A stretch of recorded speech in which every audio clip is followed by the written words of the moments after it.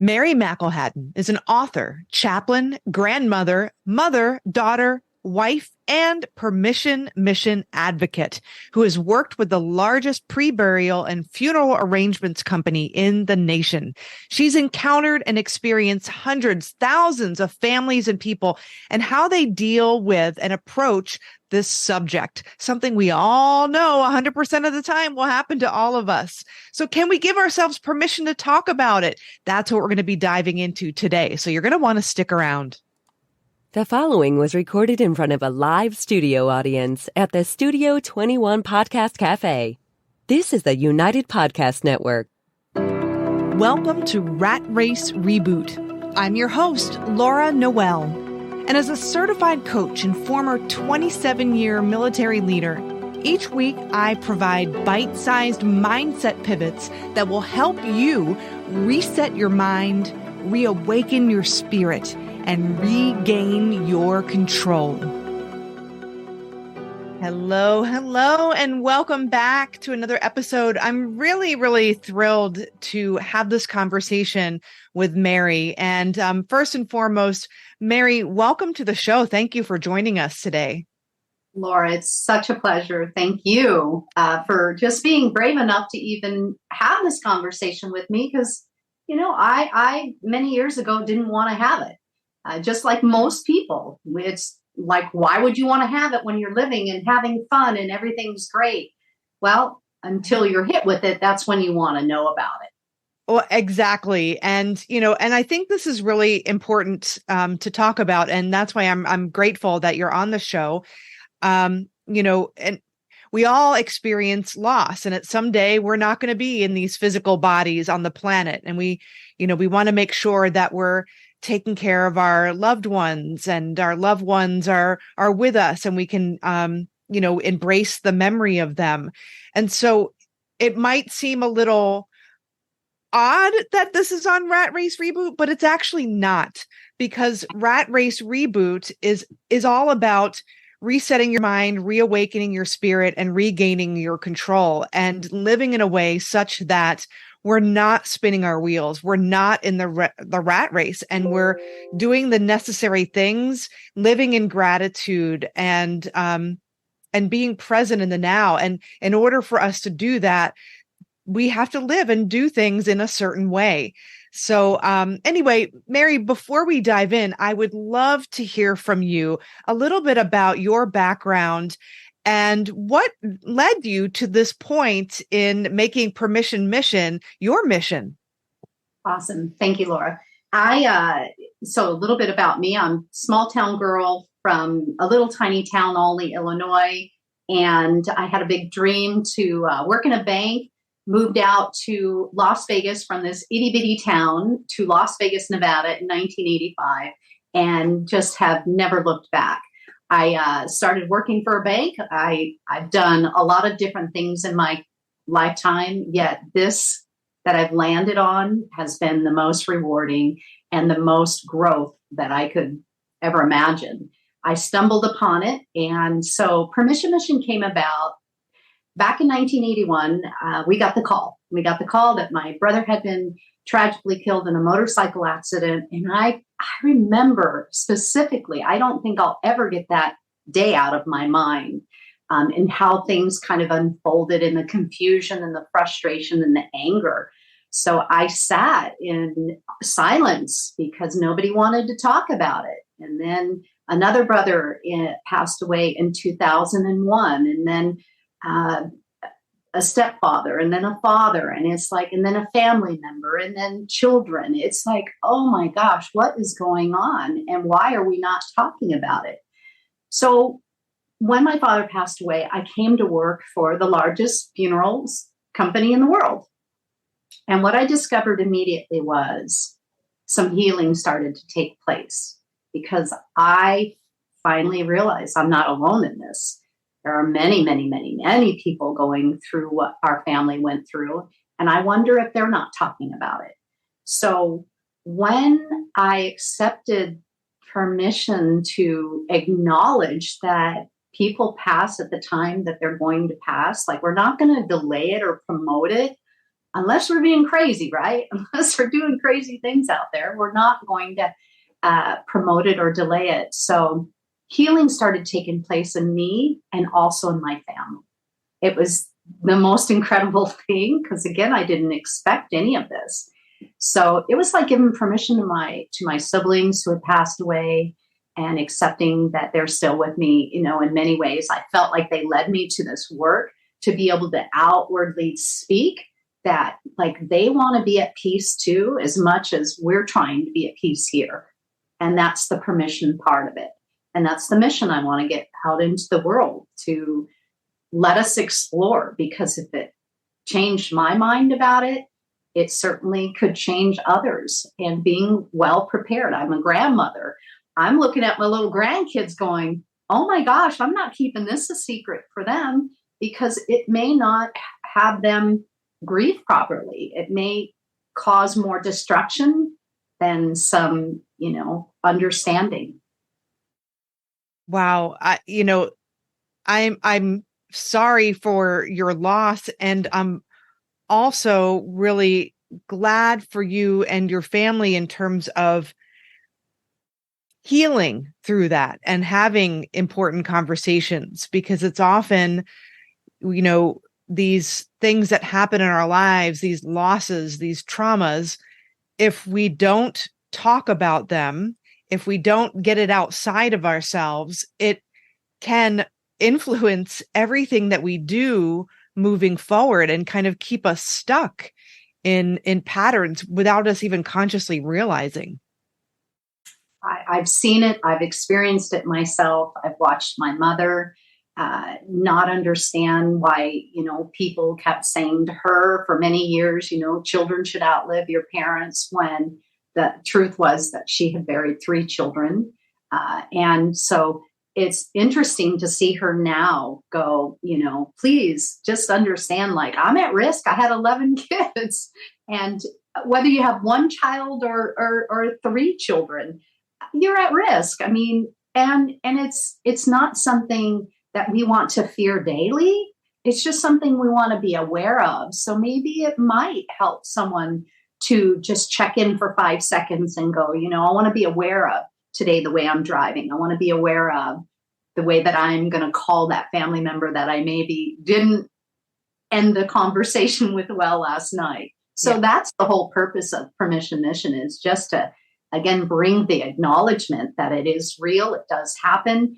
I personally have made all of my arrangements ahead of time, and it's actually taken it a step further with trust, with understanding, like I have things that I could get in order beforehand, just things in my house, things I know my kids aren't going to want, and just really keeping it simple, but it's very empowering to have this knowledge. It really is. And I want to get into kind of some steps and ideas of what does that look like, for somebody listening who's, might be thinking, I've never even thought about this. I've thought about these types of conversations because I was, when I was in the military, I was serving in the honor guard for 3 years. And so we would have very long van rides sometimes to some of the cemeteries to perform funeral honors. And sometimes we would have those conversations because we were faced with the idea of our mortality, because we were serving and being there for service members and their families. But this isn't, prior to this, it wasn't something that was talked about in my family, actually, up until right around the time I started working in the honor guard. My father, he came to live with us for about a year, and he had terminal cancer. And so we were caring for him. And he had, when he first moved into our house and he was, fine and fighting it and all that stuff, he had a folder with like, he was very organized. He had all the passwords to his stuff.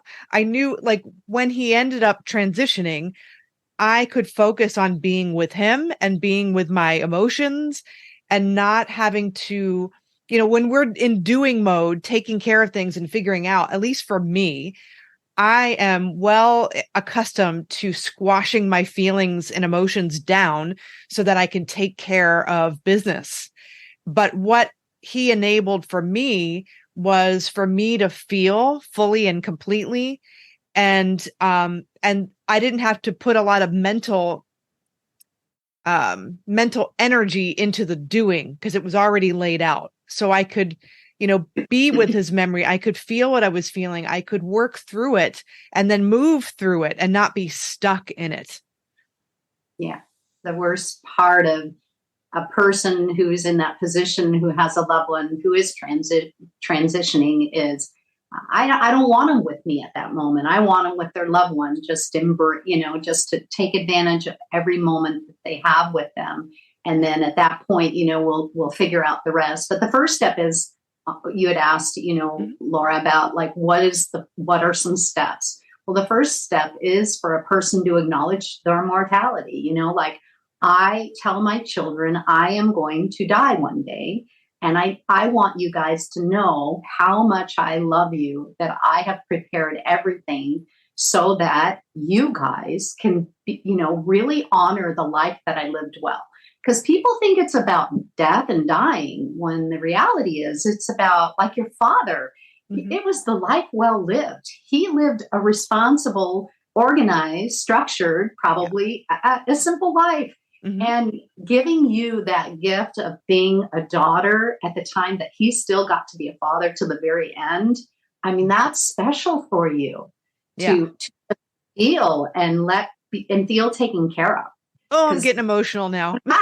Yeah. I always just say those things are just the reminders of how much love they left in us. Yeah. And I encourage people. I cry with people every day. I don't even know these people, but I think we know each other to a whole different level of that we don't even know yet.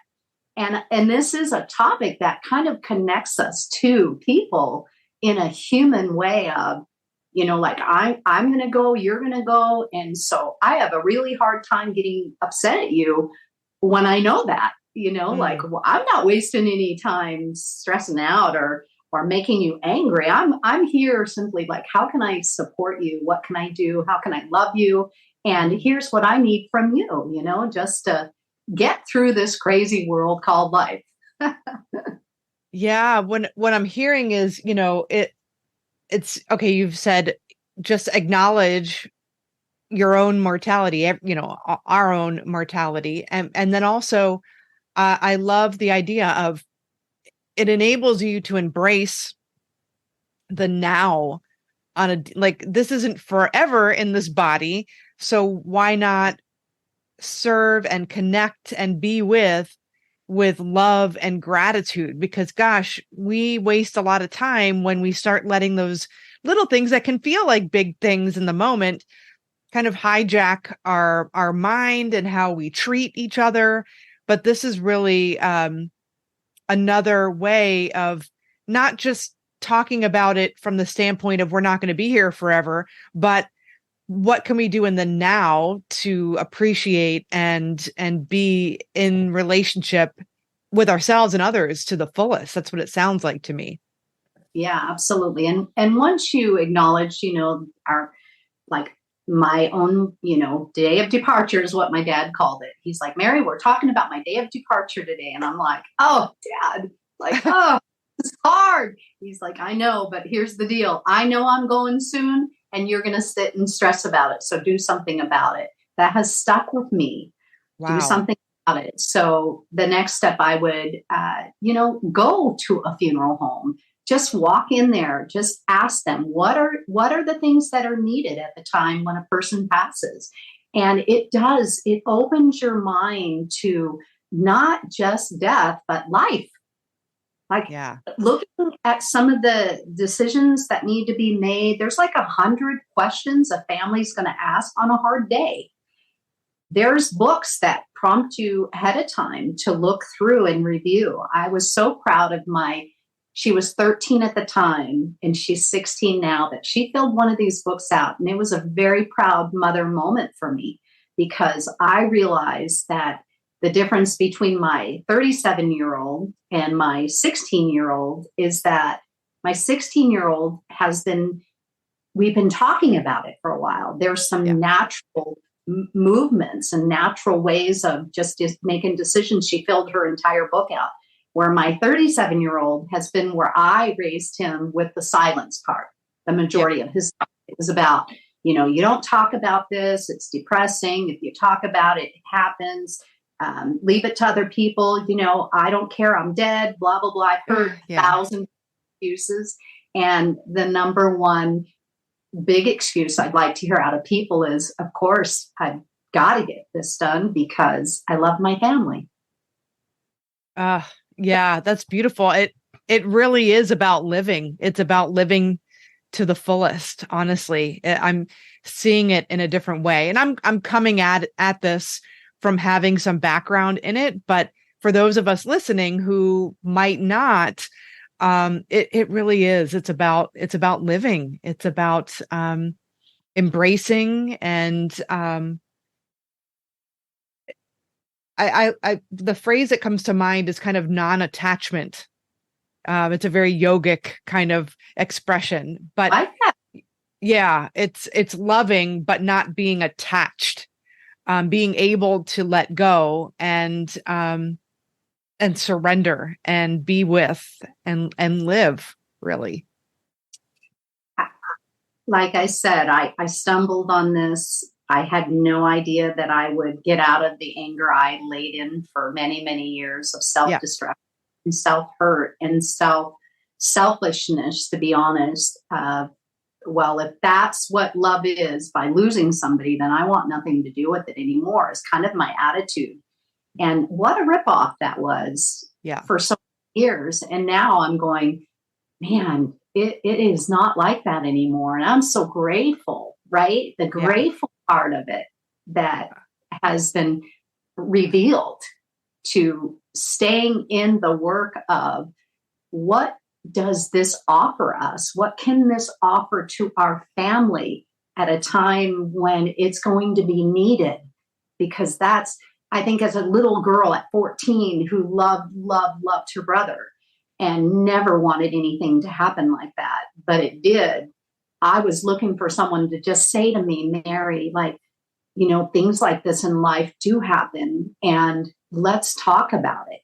Yeah. But because there's so much fear and myths around it that we just, like most families, I think, just didn't want to burden anybody else with how we felt. And I'm like, no. But I'm like, you throw it all out here, put it all on the table. How do you feel if you get, and some people, it'll make you really angry at first. And I say, God, that's awesome, because that's going to be the biggest breakthrough for that person.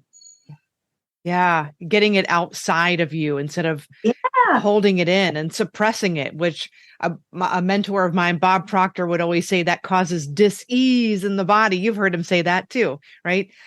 So yes, I definitely want to, before we close today, I want to hear about, how do you work with people? How do you serve? But I wanted to throw in one question in here, because this is not your typical path toward, a calling like this. I don't hear this conversation very often, which obviously this is why you've established Permission Mission. But I'm curious, because you're the author of the book, Rocket Risks, Not Knowing the How and Doing It Anyway. Tell me about how you actually, this urge came about, and did you know what you were going to do and the steps that you needed to take? How did that unfold? And I'm really curious about that. Well, it's interesting. So I wrote the book back in 2009. That book started from a situation I had gotten myself into in a divorce. 4 children, one being very small, living in my sister's 200 square foot room in her garage, and financially understanding that I will be responsible for these 4 mouths to feed, and these tons of eyes looking at me every day going, what are we going to do, Mom? And I'm like, I don't have to know how. I just got to do it anyway. And every day I just took the rocket risk, just asking for that position or that raise, to trusting that a vehicle would come in my path, even if I didn't have all the money to pay for it. And it did. And just speaking up, right? Just speaking up and saying, yeah, like divorce sucks, but there's life after it. And no matter what, we're going to get through this together if I just keep staying focused on a small risk. It's not the jumping out of the airplane risk. It's the small risk. It's the, in the grocery store, losing $100 and asking someone for help. Like, I would have never done that before, but I realized, like, there's people who want to help, but they just need to be asked. Most people are just assuming people will help you, but that's not the case. They have their own lives going on. And the gentleman who helped me with the groceries to cover the $100 I lost in the store, it was like losing $1 billion for my family. And he just, please, yes, let me help you here. Yeah. And it started opening my mind to, that it's very easy to stay in our own little bubble. And once though the bubbles popped, there's no going back. I would never do life without anybody ever again. And I've been blessed with a beautiful marriage now of 18 years with a man who, like, he's my team partner, he's my guy, and he's got my back. And we now are, 6 children and 9 grandchildren. And it's awesome and scary at times. And it doesn't go right at times, but it's okay, because we'll take another rocket risk, not knowing how, and we'll do it anyway. So it's the commitment part. Yeah, I love that. And it sounds like with Permission Mission, those are rocket risks, having those conversations and not knowing what's going to come out or how it's going to end up. Right. That's a rocket risk, but the payoff of doing that is phenomenal. Of you starting this conversation, Permission Mission, that's, the decision. You mentioned the commitment. The decision to start Permission Mission is a rocket risk. And look what it's opening up, just in a decision. I love that. It's making a decision and committing to the decision regardless of the outcome. Yeah. And that decision is what's developed the permission and the healing and the acceptance and the gratitude of, whatever amount of time we have on this planet. It's time that can be used towards something great. Yeah. And yes, bad things are going to continue to happen all the way around us. There's no doubt about that. But the more of us that lock arms and lock hands and lock hearts, we're going to successfully get through these things together. Yeah. I love that. I love that. Lock hands, lock arms, lock hearts. I love that. Well, how can people connect with you? I'm assuming that you kind of help people navigate this journey. So what would that look like, and how can they connect with you? So I have a website, permissionmission.com. There's an inquiry form. Just connect to send me a message. I'm going to call you. I'm going to connect with you, and really just help get through that first step. I always say it's uncomfortable for about 30 seconds. There's a 30-second uncomfortableness because it's against the grain. It's telling us we shouldn't do this. But the reality is we want to. Most of us want to when it comes to this day. Have it prepared for. Because we know the damage of others that have left it undone, how that affects our lives. So connect with me. I'm going to help you through the 30 seconds versus a lifetime of what could be the silence part, where there's no joy in that. There's no acceptance in that. And it just continues to build separation. And I'm saying it doesn't have to be that way, and take the first step. Just get on my website, permissionmission.com, or on Facebook, Mary McElhattan, And I even have a Facebook permission mission. So there's plenty of ways that you can connect with me, and we'll get through it together. And we'll have your website in the show notes as well. And Awesome. When I went to the website, I noticed there were different ways to reach you and your book. So everything is right there. So definitely, I highly encourage everyone listening today to reach out to Mary and connect with her and open your heart. Mary, is there anything that we haven't covered today that you would like to leave our audience with? Well, I'd like to leave you with today, this moment, and just know that there is nothing you will not go after by having this conversation.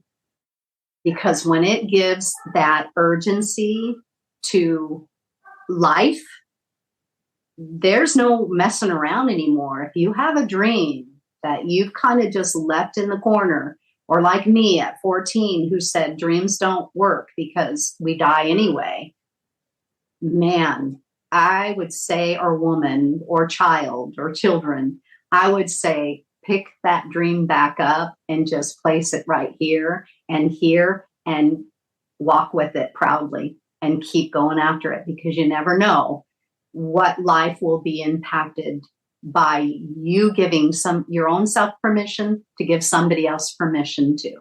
And that's it. It's fun. That's beautiful. Well, Mary, I want to thank you for joining us and pouring into our audience today on Rat Race Reboot. I have so much gratitude for you. Thank you. You're welcome, Laura. Thank you, guys. You are welcome. And for those of you listening, please leave a review on whatever platform you listen to your podcast on. We would love to read that review.